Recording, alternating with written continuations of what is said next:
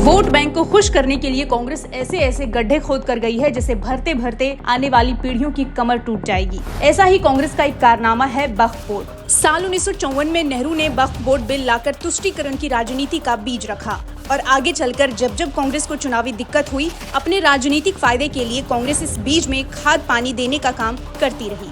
साल 1992 में विवादित ढांचे के गिरने के बाद मुश्किल में आई कांग्रेस सरकार ने वोट बैंक बचाए रखने के लिए 1995 में वक्फ बोर्ड को असीमित शक्तियां दे दी और इसी तरह का काम साल 2013 में मनमोहन सिंह सरकार ने फिर दोहराया। कांग्रेस की मेहरबानी के चलते आज वक्फ बोर्ड के पास देश के करीब 9,40,000 एकड़ जमीन है। कांग्रेस ने वक्फ बोर्ड को इतनी ताकत दे रखी है कि वक्फ बोर्ड इस समय देश का सबसे बड़ा भूमाफिया बनकर बैठा है और जब जब सेक्युलर पार्टियां मुश्किल में आती है तब तक वक्फ बोर्ड को हजारों करोड़ की जमीन थमा देती है ताकि बदले में उन्हें विशेष संप्रदाय के एक मुश्त वोट पड़ते रहे।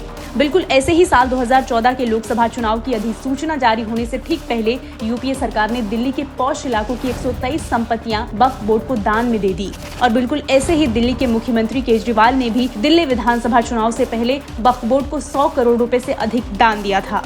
हाल ही में तमिलनाडु वक्फ बोर्ड ने 1500 साल पुराने हिंदू मंदिर सहित तमिलनाडु के 6 गांवों को वक्फ की संपत्ति घोषित कर दिया है। वक्फ बोर्ड की ताकत का अंदाजा इस बात से लगाया जा सकता है कि वक्फ अधिनियम 1995 की धारा 3 में कहा गया है कि अगर वक्फ को लगता है कि जमीन धर्म विशेष की है तो वो वक्फ की संपत्ति है। यहाँ ये ध्यान रखना चाहिए कि सिर्फ वक्फ का सोचना ही काफी है। इसके लिए वक्फ बोर्ड को किसी सबूत की जरूरत नहीं है। अगर वक्फ ये मान लेता है कि आपकी संपत्ति आपकी नहीं बल्कि वक्फ बोर्ड की है तो आप कोर्ट भी नहीं जा सकते।